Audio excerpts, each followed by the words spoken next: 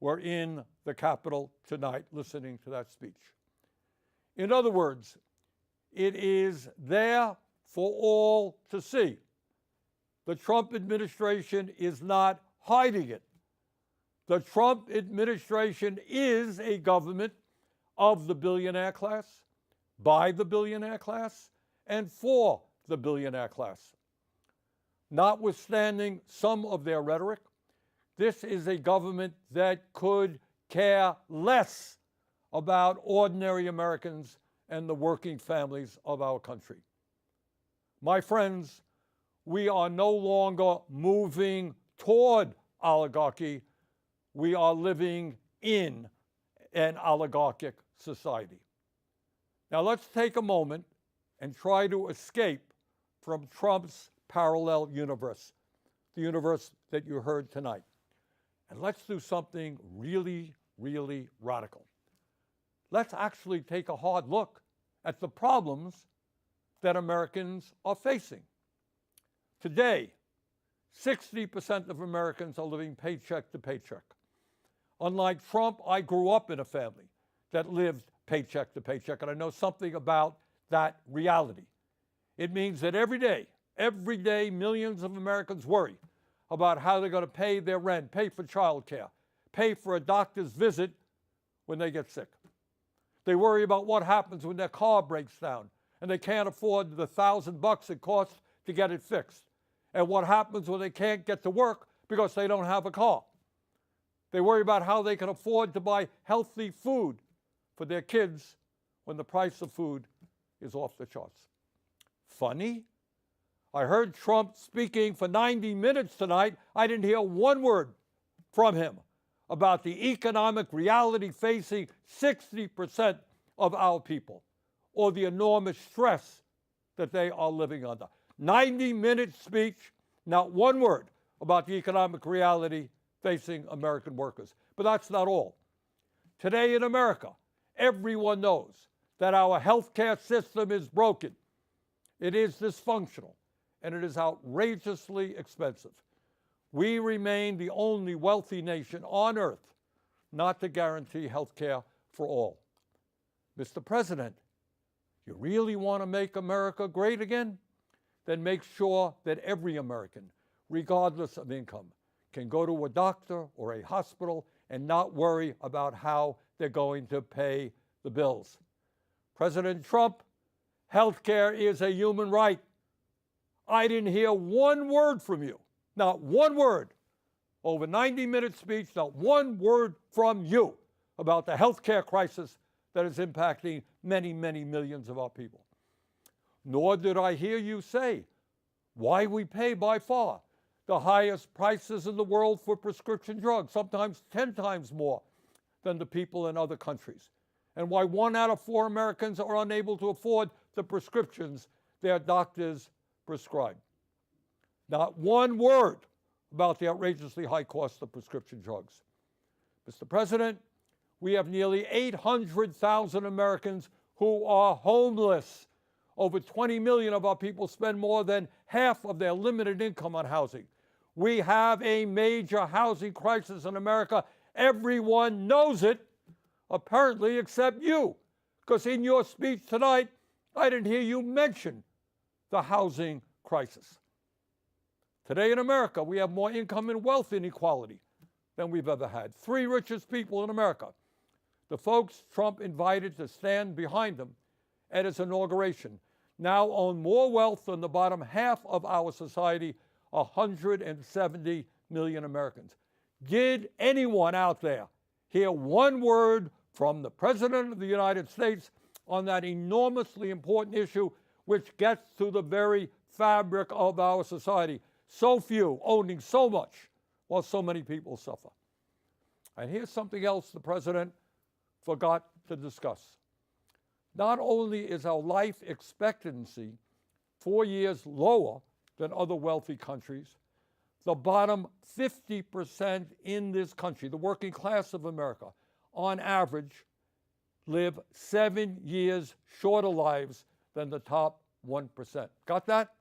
In other words, being poor or working class in this country today is a death sentence.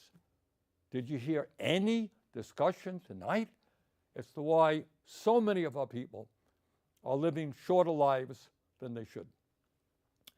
During his speech tonight, Trump did not have one word to say about how we are going to address the planetary crisis of climate change. The last 10 years, as most Americans know, have been the warmest ever recorded, and extreme weather disturbances and natural disasters have been taking place all over the world, from California to India, across Europe to North Carolina. And yet, not surprisingly, Trump had nothing to say about climate change except, I guess, drill, baby, drill. Well, that's going to help a whole lot. And let's be clear. Not only did Trump fail to talk about some of the most important issues facing the working class of America, but the solutions, in quote, he proposed would only make a bad situation even worse. Yep, I did hear Trump talk tonight about some tax breaks for working families in terms of not taxing tips, not taxing Social Security, and not taxing overtime. Fine. But that is chump change compared to the benefits he's going to give to the 1%, and it doesn't tell the whole story about his tax policies. According to a recent study by the Institute on Taxation and Economic Policy, if all of Trump's so-called America First policies are enacted, including his tariffs, which he spoke a lot about tonight, the bottom 95% of Americans will see their taxes go up, while the richest 5% in our country will see their taxes go down, way down. Tonight, in so many words, Trump urged Congress to pass his big, beautiful budget. Do you know what's really in it? This budget would cut Medicaid by $880 billion. Oh, I guess Trump forgot to talk about that. $880 billion cut in Medicaid. According to one estimate, it means that up to 36 million Americans, including millions of children, would be thrown off the health insurance they have. Hey, a 90-minute speech tonight, not one word about throwing millions of kids off of the health insurance they have. When you cut Medicaid drastically, it means that nursing homes that receive 2/3 of their funding from Medicaid will either have to shut down, lay off workers, or significantly scale back the services they provide seniors. Gee, I didn't hear that from Trump tonight either. It would be a devastating blow, these cuts to Medicaid, for the 32 million Americans who get their health care at community health centers. And it's not just Medicaid that Trump's budget would cut. It would also cut nutrition assistance by at least $230 billion. Now, I want you to think about that for a moment. And can you imagine? The billionaire class, people who can support their families, some of these guys have tens of billions of dollars, support their families for the next 10 generations, 50 generations. People who live in incredible opulence. People who own their own jet planes, they own their own private islands, they own their own spaceships, trying to get tax breaks by taking food out of the mouths of low-income kids. That truly is disgusting.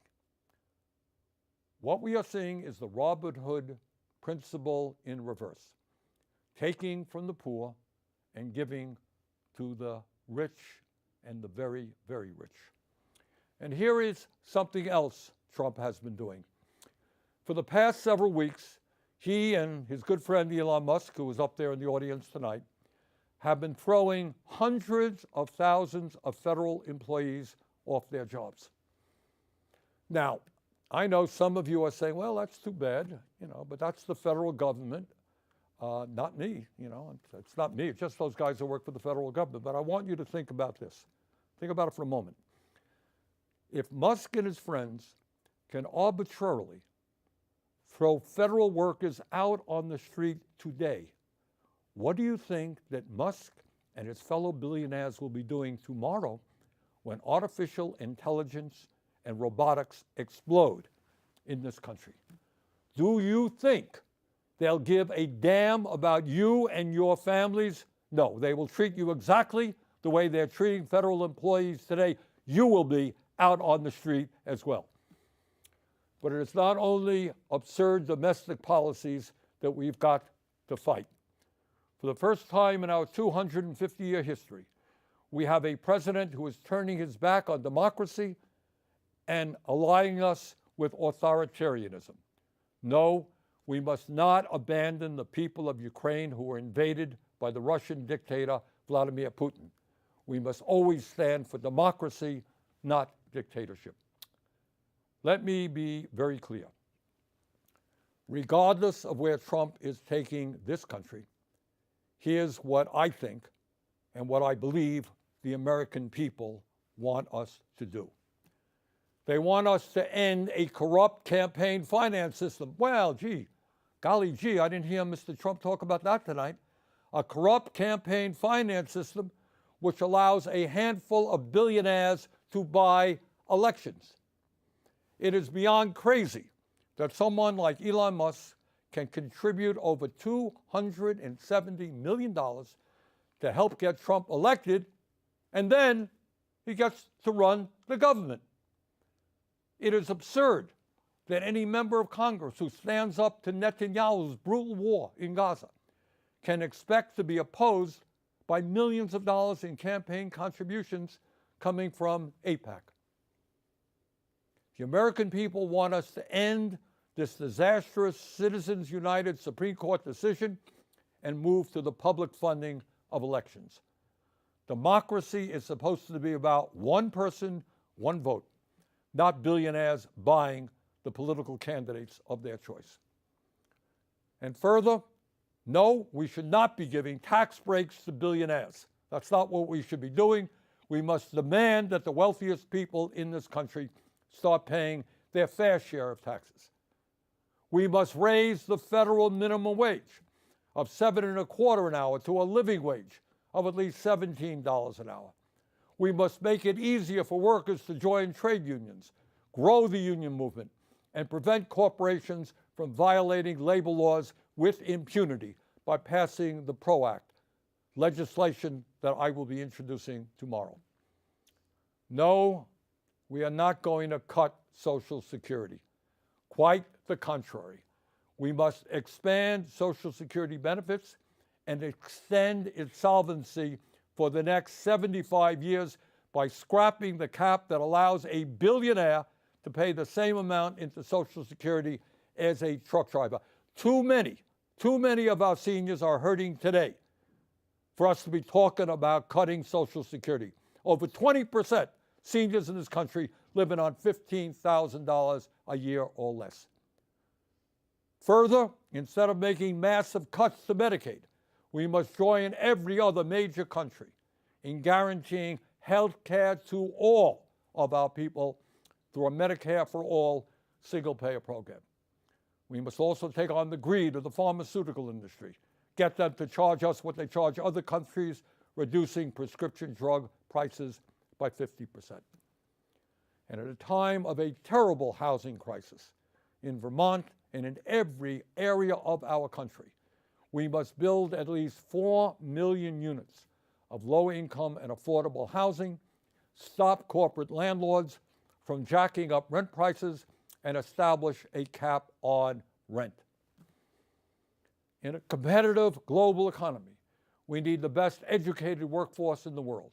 All of our young people must have the ability to get a higher education by making public colleges, trade schools, and universities tuition-free and canceling student debt. Yes, we can create millions of good-paying jobs by combating climate change and moving our energy system away from fossil fuels and into sustainable energy. You know, I heard a lot of talk about freedom tonight from Mr. Trump. Well, in a free society, we must absolutely guarantee that it is the women of America who control their own bodies, not the local, state, or federal governments. Now, I know, because I've heard from many of you, that there are a lot of people out there who are feeling angry and frustrated at what's going on here in Washington, D.C. And some of you may feel a bit hopeless. So let me say this. At this particular moment in history, despair is not an option. Giving up is not acceptable.